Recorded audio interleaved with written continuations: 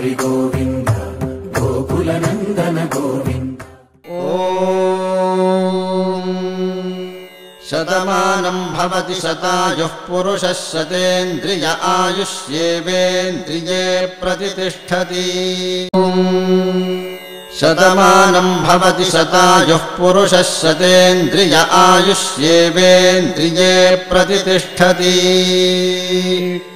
शतमानं भवति शतमानकं शतमानं भवति शतायुः शतायुर्भवति शतमानकं शतमानं भवति शतायुः शतमानमिति शतमानं भवति शतायुः शतायुर्भवति भवति शतायुः पुरुषः पुरुषः शतायुर्भवति भवति शतायुः पुरुषः शतायुः पुरुषः पुरुषः शतायुः शतायुः पुरुषः शतेन्द्रियः शतेन्द्रियः पुरुषः शतायुः शतायुः पुरुषः शतेन्द्रियः शतायुरिति शतायुः पुरुषः शतेन्द्रियः शतेन्द्रियः पुरुषः पुरुषः शतेन्द्रिय आयुष्यायुषि शतेन्द्रियः पुरुषः पुरुषः शतेन्द्रिय आयुषि शतेन्द्रिय आयुष्यायुषि शतेन्द्रियः शतेन्द्रिय आयुष्येवैवायुषि शतेन्द्रियः शतेन्द्रिय आयुष्येव शतेन्द्रिय इति शत